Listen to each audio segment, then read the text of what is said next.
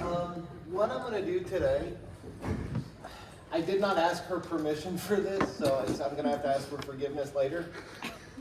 I put together a real quick intro talk about this for those of you that might not be familiar with the topic. I then took one of Kingsley's PowerPoints that she's had me cover for her in the past, and I'm going to do that one too. They're both pretty short. You guys that know me, which I think is everybody, you know that probably by the end of this hour, we're going to just pull up Dynamed or something and look at what the current research says. So one of the hardest things about concussion, you could argue that concussion is hard to diagnose due to, in a lot of ways, some lack of standardization. But I think what makes it even harder is how many different terms are used when we talk about it. So, anyone know what concussion actually means? I'll pull up the technical definition in a minute, but if you think about the root word, if you have a drummer, we call them a percussionist. Con literally means without, so with. So concussion means with essentially compression or with hitting or striking. That term doesn't get used quite as much as it used to because we now have more specific terms. So if you're not familiar with MTBI, it stands for mild traumatic brain injury. I think every one of us in the room, especially you guys who played sports, are probably very familiar with concussion. Whether you've had one, whether you've known someone that has one, there's kind of a bimodal issue with concussions. A lot of people assume they've had a concussion but never had it diagnosed. A lot of people have had it diagnosed but maybe not diagnosed as accurately as it can be. So here's the definition. Structural injury and or physiologic disruption of brain function from blunt trauma, acceleration or deceleration forces. Concussion or mild traumatic brain injury even includes penetration of a foreign body. I don't know about you guys. If something cracks my skull and hits my brain, I don't think that's mild. But there are some things that could penetrate your skull that actually didn't do that much damage to your brain because the skull is so hard. That's why they include that. And then probably the most common one right now, outside of sports at least, is specifically exposure to blasts or blast-related injuries. For those of you familiar with the military, there's an entire classification of grenades called concussive grenades. They're literally designed to rattle your brain around in its hard candy shell.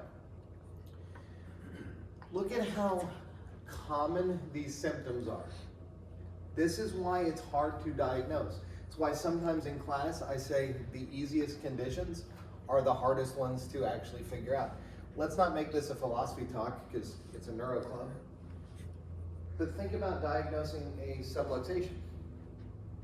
Yeah, it's a very real thing that has 8,000 different definitions depending on who you talk to. Sometimes I argue with myself. Sometimes I'm like, I think it's this, and then I think about something else, and I'm like, no, it can't be that.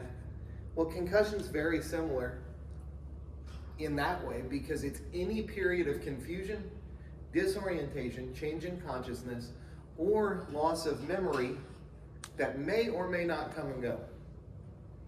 Anytime you feel weird, it could be a concussion based on that definition. If you've been confused at a test, any period of confusion, okay, maybe a test can give you a concussion. I don't know. But if you look at the next sentence down, it's why it gets a little bit easier to understand. I'm sorry that projector won't come on, guys. I have no idea why. That's what I went to check with IT about. It does that every week. Yeah, I normally just hit the on button. I'm normally going to rip it off the wall. That's not the wall, that's the roof. Apparently I have a concussion. It then says observed neurologic dysfunction. You can be confused without neurologic dysfunction. You can be disoriented without neurologic dysfunction. If you've ever taken a nap, you know those really good naps where you wake up and it's not like how many hours was I asleep? It's like, oh my God, is it Thursday? Like, that's a serious disorientation. But as long as you have no neurologic dysfunction, it's not a concussion. The one that a lot of people forget, and when I say a lot of people, I mean actual physicians, it's intracranial lesions. You can have a concussion without an intracranial lesion, but this is the one that gets skipped a lot in diagnosis. People jump to the extreme and they go, oh yeah, you lost consciousness for 2 minutes on the field, but you woke right back up. And a lot of times, it's changing, but a lot of times physicians don't order the proper imaging. What's the most common? Mild traumatic brain injury, it's concussion. So I wanted to start with the broad category of mild traumatic brain injury and let you know that this is in fact the most common. Here's the exact definition of a concussion. A brain injury induced by biomechanical forces. If I go too far advanced of where some of you are, feel free to interrupt me and I can oversimplify it a little more. One of the reasons that I decided I'm going to show you part of Dr. Kingsley's presentation without asking her permission is because she let it lapse. That I'm not making a negative comment about her. I was going to say she's certified as a concussion specialist. I can't say she's certified as a concussion specialist anymore because she didn't renew her specialty in that. However, she still has the knowledge. Even though I taught her, I have learned more about concussion from her than I have from almost anyone else in the world. One of the things that she loves to talk about when she discusses concussion is that now we realize there's a separate subclassification of injury. Think about what happens. If I have some sort of biomechanical force that hits my head, yeah, my brain might rattle around, it might get bruised, but think about what happens. Even if it doesn't move fast enough or hard enough to get bruised, we get concussion shearing forces, where the brain can shift slightly. Think about what happens when you put tension on a nerve. Those are the hardest concussions to diagnose because in those cases, you only have these first two. There's no visible intracranial lesion. Obviously, this is a club. Don't memorize anything from any club slides ever. But here's the three subcategories of TBI. In years past, even fairly recently, guys, 5 or 10 years ago, they would diagnose concussions mostly based on that loss of consciousness, which is the third column down. And they would say, oh, it was mild because you were only knocked out for 30 minutes. Or it was mild because you weren't knocked out at all. Moderate used to be anyone who lost consciousness for longer than a half hour and less than 24 hours. Think about how bizarre that is. Now, this isn't saying people are dumb. This was experts that came up with these criteria, but until very recently with the advent of new forms of neuroimaging, you could have lost consciousness for up to 23 and a half hours, and they still would have said, oh, that's just a moderate brain injury. And then severe was, oh, this person's been unconscious for over a day, it's pretty severe. Look at the post-traumatic amnesia though. Up to a day, mild. Over a day, but less than a week, moderate. Over 7 days, severe. Before we just think about that as a symptom, this is gonna sound real philosophy, hang in there. What if that's the body attempting to protect you from the stress of reliving that event? So obviously, it sucks in your other daily activities to not remember things for up to 7 days. This, for a long time, was the true gold standard. This was all that they had if they wanted real objective data. It's called the GCS. Obviously, as the name implies, it is also used to assess individuals with coma. Obviously, higher scores are better, lower scores are bad. Think about how small this range is. even with that objective data. The Glasgow Coma Scale has things like, is the patient able to communicate fluently? Is the patient able to follow a simple basic direction? The hard part about a Glasgow Coma Scale is, what if the concussion or the traumatic force to the brain happens in someone who's not able to do those anyway? What if you have a 6-month-old who might have a concussion? They can't follow directions anyhow because they don't understand language that well. Here's the other reason that they tried to make this far more objective, guys. I don't know where the hell my point, there it is. These are just guidelines. I don't want to get too ahead of where a lot of you guys are. I don't want to jump to the legal aspect of this, but I'll just quickly bring it up. You might have heard that in Florida right now, there's some fighting about personal injury and the criteria for when you need to get seen, let's say after a motor vehicle accident. Right now in Florida, in order to qualify for personal injury benefits, you have to have a diagnosis rendered by a medical doctor. That's a whole different issue. And it has to be within 72 hours of the injury. What the research says about concussions, guys, is it might actually take a week to develop the symptoms of a concussion. We'll probably get to that a little bit. Here's a GCS. Hi, yeah. That's a question. About the amnesia? Yeah. So like a week after, is it Did like we talk about amnesia? What's that? Did we talk about amnesia? Sound like Murdoch. All right, I'm leaving. You can finish. You compare me to Murdoch. I'm heading the hell out. You can't tell me that wasn't a joke. I can. Is it like short-term memory through that entire week? Because you said like, or for the severe, or is it From like just the regarding date that of event? injury up to that. Meaning they probably also can't remember stuff before that, but they would have trouble remembering events for that week following the So it's injury. more than just the Yeah. events that left. So like even 3 days later, hey, what did you have for breakfast this morning? Okay. Look how strange this is. I'm gonna try not to keep going back. Best possible score on a Glasgow Coma Scale is 15. You can score perfect on a Glasgow Coma Scale and still have a mild traumatic brain injury. That's why a bunch of physicians said, okay, we understand these are guidelines, but we need to do better. Eye-opening. Tell the patient to open their eyes. Think about how strange this is to score these. If I told a patient to open their eyes and they opened their eyes, that's a 3. If I walked up to them after they got, let's use football injuries.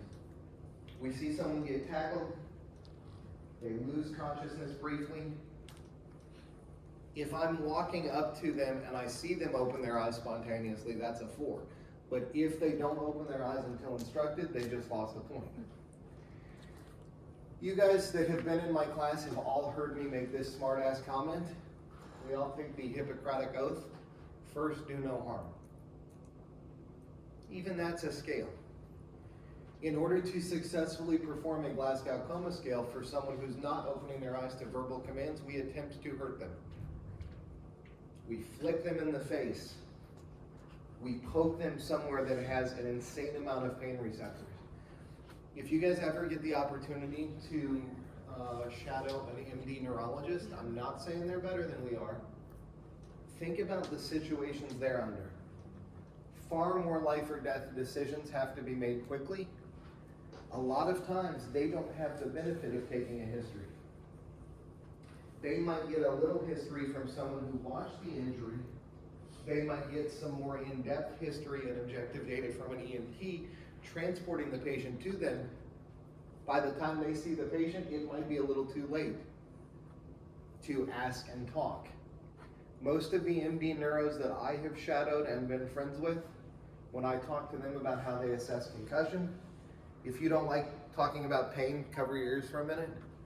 They will go straight to grabbing a needle and stabbing the patient in the gums or the tongue. They go to areas with high pain receptors and they go, yeah, I don't have time to yell and scream at this guy because what if it's more than an MTBI? What if it's a severe epidural hematoma? I don't want to change and get myself off track already. There's a student here. He wouldn't care that I'm telling you this. I'm not going to tell you his name. Some of you probably know him. Some of you have already probably seen the video that he's been walking around showing of his accident. Student here a couple weeks ago had a motorcycle accident. He admits that he was dumb. He has a 360-degree camera that is always on him when he is riding his motorcycle. He is an adrenaline junkie. He walked up to me last night and told, he broke his arm, it's in a sling. He walked up to me, he goes, hey, yeah, I had a motorcycle accident. I said, how fast were you going? He said, I got up to about 120. I said, why? He goes, I was racing the car next to me. I said, why'd you do that? He said, because he wanted to. I said, if you jumped off a bridge and he interrupted me, he goes, yeah, I would. I said, all right, at least you're honest. Here's the craziest part about this, guys, and I'm not making fun of him. He made fun of himself. Dr. Murdoch and I last night were teasing him a little bit about it. And Dr. Murdoch said, well, you know, that was probably pretty dumb. He goes, oh, I'm aware it's dumb. He goes, I crashed on a straightaway. Here's why he crashed. He kicked this guy's ass in the road race. He then turned around to wave at the guy. When he turned around to wave, he wanted to keep his bike stable. He grabbed his right handlebar with his left hand so that he had a free hand to wave. When he grabbed it with the opposite hand, his brain kicked in and said, okay, I need to turn it this way. Sure is. The craziest part, though, the reason I told you that backstory is because I was shocked with what the MDs told him, and I know they have a lot of experience. When he went in and had multiple CTs, they saw a small epidural hematoma. They said, oh, it's just mild, you don't need to worry about it. Huh? They know what they're doing, and what they ended up doing, it was such a mild one, they sent him for several CTs in rapid succession. As soon as they saw it stop bleeding, they went, yeah, this isn't too big a deal. Motor response, you guys can read this. I'm not going to read every one of them to you. One of the things we're pretty good at doing, we can do all the other stuff, but think about how when we're talking to a patient, yeah, the patient thinks we're just getting a history and that sort of thing. We're actually performing the verbal response portion of the GCS. Think about how subjective this is. If you guys have never thought about it this way, in the state of Florida, well, I'll see what you guys think the answer is. When are you considered an expert legally? You made all mistakes. Hell yeah, I make mistakes every day. So if you perform something 500 or That's 1,000. the general, like, every day, you need to do it 500 times to be an expert. State of Florida says when you get your license, you're an expert. It's not when you graduate, it's when you get your license. That's why we always say you have to factor in your own skill set. If I have to do a deposition in a traumatic brain injury case, it doesn't matter if I've done exams 500 or 10,000 times. Legally in the state of Florida, I'm considered an expert in chiropractic the day I get my license. This is the part that makes being an expert very subjective. How many times does someone have to confuse one word or a sentence before I say it's disoriented? That's where this gets really, really confusing. Males have a far higher risk of concussions. That number is actually going up with females. There's a lot of theories. Right now, the general consensus is females are getting far more involved in contact sports. For a long time, it was, well, males play more contact sports, therefore higher incidence of concussion. 50% of your mild traumatic brain injuries involve alcohol. I don't think that's easy to confuse. We literally say, here, hold my beer. All right, if you're having someone else hold your beer, you're probably about to do something stupid. And then 50% involve traffic accidents. Here's the weird part about that initial thing that I just said about females and concussions. Ironically, sports-related concussions are more common in females. The theory behind that is twofold. The brain matter or brain mass of females is slightly lower. Well, why the hell are women far more smart than us, gentlemen? Because a smaller brain works faster. We literally have to take longer to process things because the signal has to travel farther. However, in the case of contact sports and tackle-related injuries, a smaller brain has more space to rattle around. I don't think that bottom box should confuse anyone. It is far more likely to get a mild traumatic brain injury in high school sports than college sports. What's the main reason for that? Colleges spend far more money on protective equipment. Here's the sequela, or the things that can happen even after a mild traumatic brain injury. I put these on the list. Not saying any of these are good, but when I created this, I put them on the list from most serious or deadly. Well, obviously suicide's the most deadly, but the top 4. Second impact syndrome can kill you. If you get a concussion and before it is completely healed, you get a second concussion, your chance of dying from that second concussion goes up astronomically. Because you guys know I use research so much in class, I'm trying to force myself to not do it yet. There are probably 15 case studies published just within the last 5 years on young, ridiculously healthy athletes who got a mild second concussion and died. One of the first ones was a high school rugby player over in Australia. That was the one case that really made neurologists go, no, we have to look at guidelines now. Yes, of course, someone's going to keep wanting to play. It's our job to tell them when they can't. Chronic pain, obviously, if you've been in my class, if not, you'll get this soon, but if you've been in my class, chronic pain increases your chance of suicide. Chronic pain increases your chance of depression. This is a severe multimodal issue. Chronic ringing in the ears is a really common side effect too. Before I show you Dynamed, let me switch over to Kingsley's talk.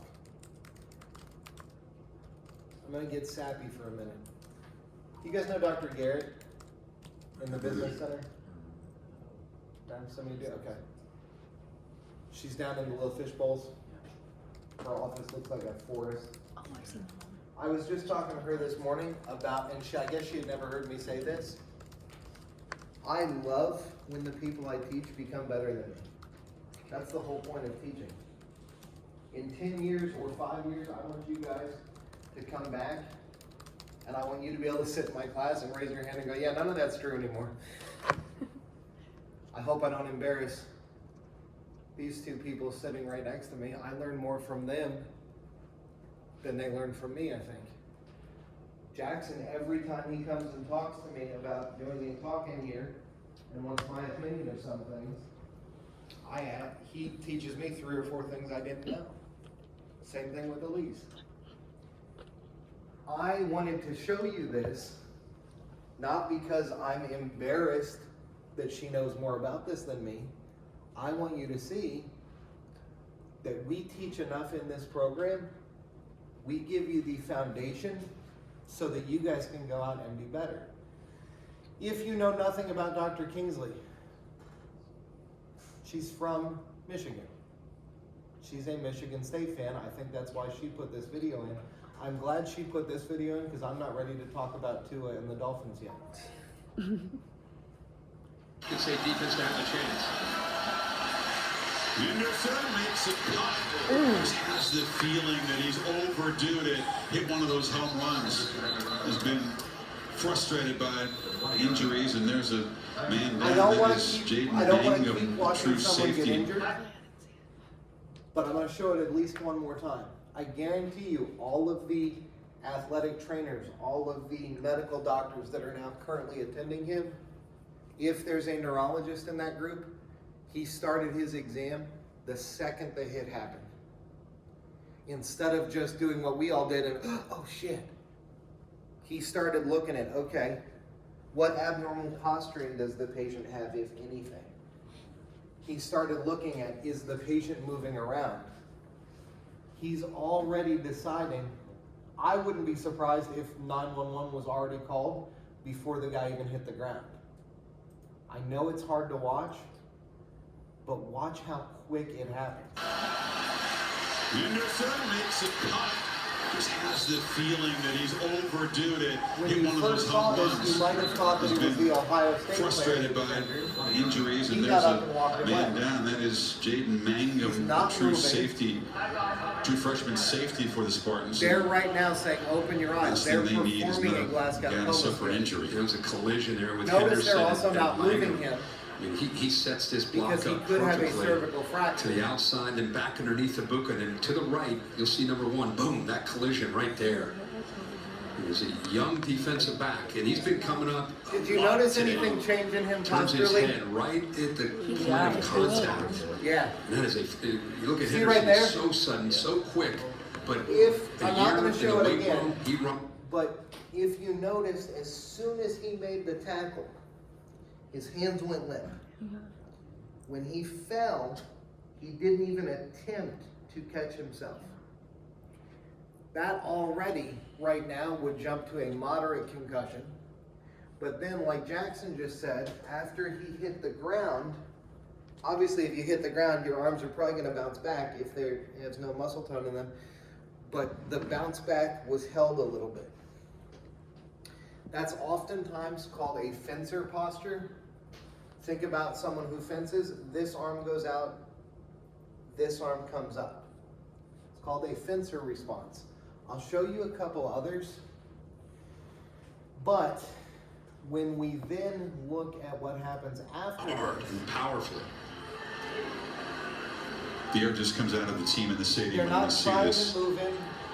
The card is They're being assessing sensation. brought They're assessing pain. in the field.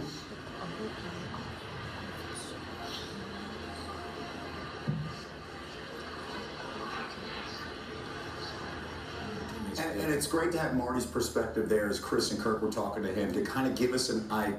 Do helmets increase your chance of concussion? Potentially. Yeah. Hell yeah. They keep you from dying. I'm not saying that I think it's smart that motorcycle riders don't wear helmets,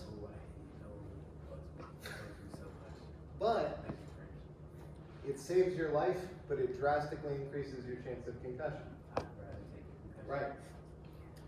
The problem is, in events like this, and obviously we have to keep athletes safe, especially high school and college athletes, but the problem is the tools that we give them increase their chance of living, but ironically increase their chance of more traumatic brain injuries later in life. The reason that I liked, maybe I'll come back to this one. The reason that I wanted you to see why I love how Dr. Kingsley teaches this, I'll come back to some of these. I know it looks like I'm skipping most of it. I thought it was coming up. Sorry, there we go. I love this definition. This is the definition that experts use. If I had to do a deposition in a case, if someone said to me, what is a traumatic brain injury? A diffuse network injury affecting brain function. Maybe if we saw a localized injury, we would also know that a concussion was present, but this is the definition that encompasses the fact that we can have severe symptoms without visible lesions in the brain. I still thought that there was a slide coming up sooner than it was. I should have done this in a different order. Hang in there. If I can't find it soon, there we go. This is the one I was looking for. Dr. Kingsley, this is one of the concepts she taught me. Traumatic brain injury almost always causes AND, or abrupt neuronal depolarization. Let's use the 6th grade language. Causes spontaneous firing in areas of the brain. That sounds a lot like a seizure. That sounds a lot like epilepsy. That concussive force or that biomechanical injury to the brain causes this to happen physiologically. Sodium gates slam open, massive amounts of sodium come in, everything fires at once. When sodium is coming in, potassium should be leaving. That's in a normally functioning system. However, if you look at number 3, it says because of that injury, we continue to get massive loss of potassium. They call it potassium efflux. What then happens at the very bottom, it sounds fancy, let's reword it. Once that membrane goes back to normal, it can take days sometimes. We then get the body attempting to balance sodium and potassium. How it needs to do that is it has to kick in the ATPase pump. This is why you feel fatigued after a brain injury. The injury itself is literally creating a situation where most of the energy you would be using for other events or activities of your body is having to focus on your brain to get this balance back to normal. Most of this I'm going to skip because I've already talked about a lot of it, but I wanted you to see this type of imaging right here. If you've been in my class, you've already seen this type of imaging. This is either a SPECT scan or a functional MRI. They look very similar, especially with how we can now have computers do things like this and color coordinate them. We're looking at a lateral brain. Here's the front, here's the back. How do we know it's the back? We see the cerebellum here. In a normally functioning brain, there should be a pretty standard even amount of blood flow. For you guys that haven't had my class, I'll just quickly explain this a little bit differently. This is a radiographic study where they give a little bit of a radioactive isotope. Instead of just seeing the structure of the brain, what we're now able to use these to see is what areas of the brain are either getting too much or not enough blood flow. In a patient with head trauma, we can see that in the posterior aspect of the frontal lobe, there's not nearly as much blood flow going to a certain area. Once you get, and you guys are already really good, I'm not saying you need to, well, we all need to get better, but what you're looking at is how you can start to infer that areas aren't working correctly. Think this patient probably has some vision symptoms? Yeah. We look at the occipital lobe, we see it's not absorbing or there's not as much blood flow going to primary visual center. For years and years, and it's not that this is a wrong assessment, but you know, when someone, you think they have a concussion, how many fingers am I holding up? If they don't know that it's 2, yeah, they might have eye damage, but more than likely it's that their occipital lobe isn't able to process data coming in. We already looked at these. Remember that one of the definitions we discussed said an A to P force or a movement back and forth. The fancy old school term for it is a coup contra coup injury. French for one direction and then the opposite direction. I don't know how they got this image. In theory, based on looking at it, they probably literally were shaking a cadaver. However, what I think they ended up doing is they just copied and pasted it. I don't think this was a real image that was taken. But what you're seeing, this is what happens in most bruising of the brain. This is what I was mentioning without a graphic representation. This is why sports-related concussions in females are a little bit more common, a little bit more severe, because the brain is slightly smaller, which gives it more space to shift around as a result of damage. Notice how Dr. Kingsley says here, it says may show structural injury.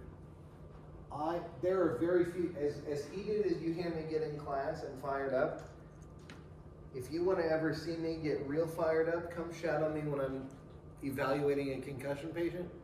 They don't know better, it's not their fault. Most of my concussion patients walk into my appointment or log into my appointment and they say, I was cleared by the hospital, I don't have a concussion. I say, okay, why? They didn't see anything on my MRI. That doesn't mean you don't have a concussion. Radiology looks hard and sounds hard. It is so much easier than you think. You just have to kind of not overthink it. What areas of the brain are probably affected in this guy or girl? What looks different? What's that? Yeah, left frontal lobe. Sorry, right frontal lobe. We're staring up from the feet of the patient. Oh. If you look in here, if you look here, brighter white compared to quote unquote normal. These are images of the same patient at slightly different slices of the brain. This is the area of damage. This is cerebral contusion. If they see this in a MRI or an emergency setting, of course they're going to say there's a concussion. You don't have to see brain bruising to diagnose a concussion. Blood is there to bring healing nutrients and so on and so forth to target tissue, but just like anything in our body, guys, there's a fine balance. Too much or not enough can also cause problems. Why? What do you think? Some of you already know this answer. What do you think the answer is to that bottom question? Heed. Yeah, time, quicker. Yeah, we're worried about concussions, as we should be as doctors. Like I mentioned earlier, a medic is far more concerned, let's make sure the person's not stroking out. Let's make sure there's not a massive bleed in their brain. One of the reasons that emergency physicians don't use MRI as much as we would like them to is because they're much more often dealing with time-sensitive situations. Instead of a 20-minute MRI, they can get a 2-minute CT.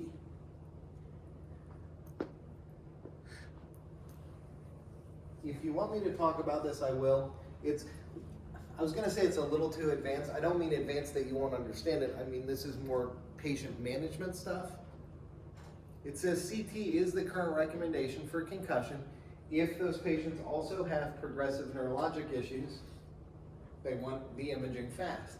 But if you look at the things that warrant urgent imaging, anytime you have a 65-year-old patient or older that you're suspecting a TBI, imaging is warranted. Suspected skull fracture, focal neurologic deficits. What do you think they mean by a focal neurologic deficit? Yeah, like one area. An eye isn't responding properly. They have a spasm in their thumb. They tell you that, oh, since I was hit, I can't control my bowels anymore. Anytime you have retrograde amnesia lasting longer than a half hour, anytime there's alcohol involved, anytime there is any soft tissue injury of the head or neck. Can you describe what that means? Which one? The soft tissue injury of the head. Sprain, strain, Okay. bruise, anywhere on the head or neck, CT is warranted. For you guys that are lower tries, for you guys that are in my class right now, you've heard me bitch about this all trimester long. What sounds like I'm being anti-chiropractic apparently to some people is that people don't want to learn the real way. Notice that X-ray does not show up on here, even for soft tissue injury of the head or neck. Why would a soft tissue injury of the head or neck, no, I was gonna ask that wrong. Why, let's say someone had a fracture of their cervical spine, why might it not show up on an x-ray? Think about basic physiology of what happens after an injury. Swelling. If I have a hairline fracture at C2 because I just got tackled by a linebacker and my body went, oh shit, let's stabilize this area, and swelling came in and fluid, x-ray is good for certain things. But if there's a lot of soft tissue swelling, it can hold that fracture together. That's the purpose of swelling. That's why we don't waste time with an x-ray. If you've ever been watching ESPN and you see the injury ticker at the bottom of it, it never says Tua was sent for an x-ray. It says Tua had 5 CTs this morning and 17 MRIs because they have the money to do that and they're using the standard tools that are required. We talked about GCS. Now, this is probably the most technical part of today. Some of you may not be familiar with these terms. I'm happy to break them down if you want, but for those of you guys that have learned this, if you look at the date of this research, this was from 2009. Technically, I'm not saying Krabbe's wrong. Krabbe would say, oh, this is outdated. I agree. But the thing with research is if there's no newer research available, we have to go with things that are older than 10 years. This says brain injury forces of moderate magnitude cause fencing response. Remember when I showed you that video and I said just based on watching him, I would automatically put that at moderate? This is the paper I was thinking of. Jump down to the results where she highlighted it in lavender. Tonic posturing, also called the fencing response, has been observed to precede convulsions, i.e. seizures, in sports injuries at the moment of impact. Let's break that apart. If you see a fencer response, a tonic posture, there is a super high likelihood that the person's going to start having seizures. That's why I said as soon as they saw that, they probably called 911. And then it says where extension and flexion of opposite arms occurs despite body position and gravity. That sounds fancy, it's easy to understand. If Rabatsky came in here and swept my legs out from under me by punching me in the knee, because that's about how tall he is, if my position in gravity is changing, one hand should go out. One hand should come up to protect. You could argue that that guy who was just concussed did have a change in gravity, but what happened is his fencer response was not tied into his position in gravity. Make sense? He was laying down on the ground. If anything, gravity should have made both hands come in. He was laying on the ground and then his body went, oh wait, let's try to help this. One hand went out, one hand came in. That's why a fencer response virtually guarantees moderate magnitude, but then look at the area that's mostly affected. If you see a fencer response, it is a brainstem injury. Usually you will also see concurrent cerebrum injury, but a fencer response indicates that the brainstem is screwed up. Let's go back. Well, here, I'll end with this and then I'll go back. This is what I referenced. It was one of my favorite things that Dr. Kingsley has ever taught me. I graduated 15 years ago. A lot of this wasn't known 15 years ago.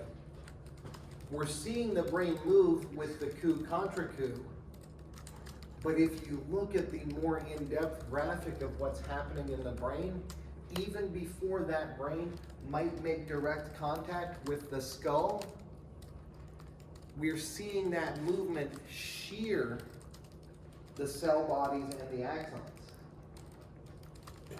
Nerves don't have a lot of blood flow.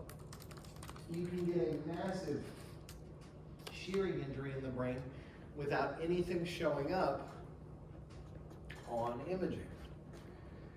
Normal axon obviously should be connected. Injured axon might have some swelling around it causing compression and lack of nerve function.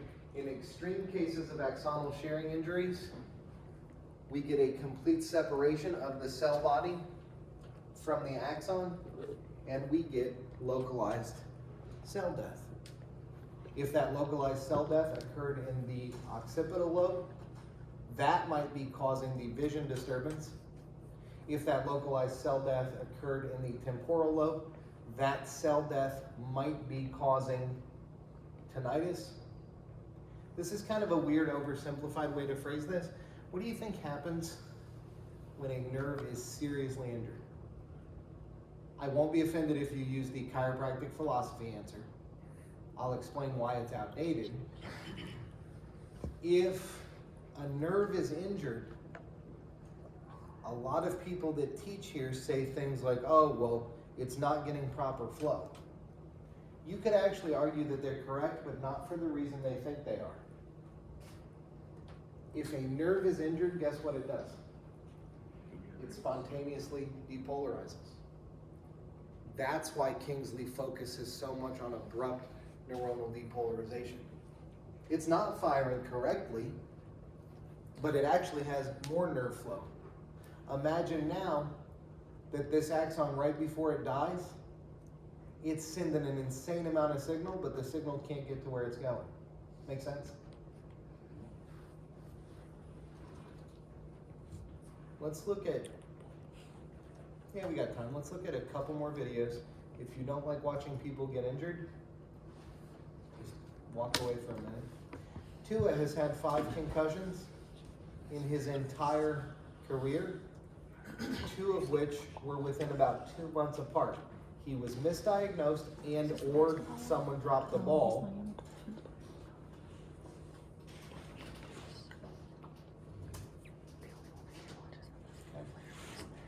This, even though the last one was against the Bills, this was the one from last year.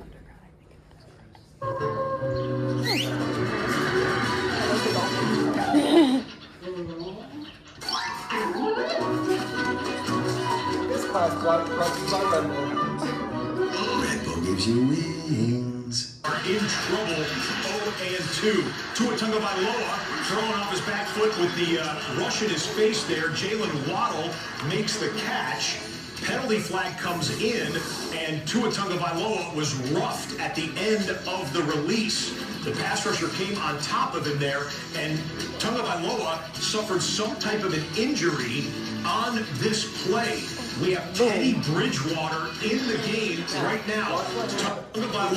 If you had to Glasgow coma scale him, I can't see his eyes, but he stood up. I can assume his eyes are open. He's moving forward. I can assume he's able to walk. At least at this point, if I had been on the sidelines, I probably would have misdiagnosed him too. I would have said, well, yeah, definitely a concussion, I'm thinking, but definitely mild. But watch what happens. Boy, getting up. Oh, my goodness, that's an awful, awful sight to see. They will take him to the sideline immediately. Oof. You guys know so much more neuro than you give yourselves credit for. I mean, granted, we just talked about some research, but even having not seen the research I just showed you, where would you grade that concussion? Moderate. Right? And then, if you really think about it, if you guys are just learning this, I don't mean to like oversimplify it too much, but how do we know his brainstem is the problem? You can walk, sir. Yeah, we just watched him fail a cerebellar test that we didn't even have to ask him to do. All right, guys, let's get back. Oh shit, his brainstem's not working. His conscious brain's working pretty okay. His conscious brain said, all right, let's get moving, let's keep doing this. And his brainstem wasn't getting the right signals. Let me show you one, I know club's over, let me show you one last video real quick.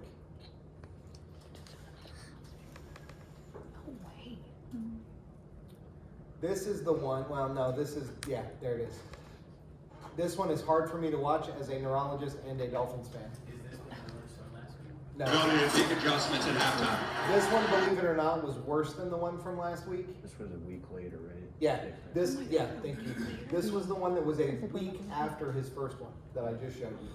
He's going to big adjustments at halftime. To a rolling left. with the break, and down he goes. Slow Watch down. his response. Try to keep an eye on his fingers. On 48-yard line. Josh Tupu. And His eyes are not open. Well, we saw last week, and he went down, he got up, it was wobbly, the training stand Some of his comes fingers out. were stuck in flexion, some of his were stuck in extension. And of course, the last thing the I was Dolphins watching wanted his last game week, as it a looked for all Dolphins the fan. I thought he world. was dead. Everybody thought head injury, concussion, passed the protocol, came back second half, led him to a victory. And Altupo slams him to the ground. I mean, you think about the back, the ankle, but he gets thrown to the ground. Again, wrenching that back, which was the issue last week. Yeah. So they work on him, we'll step away On from that bright chipper note, I hope you guys learned about a brain injury. I'm gonna go buy a Bills jersey. Oh my Have a gosh. great day, guys.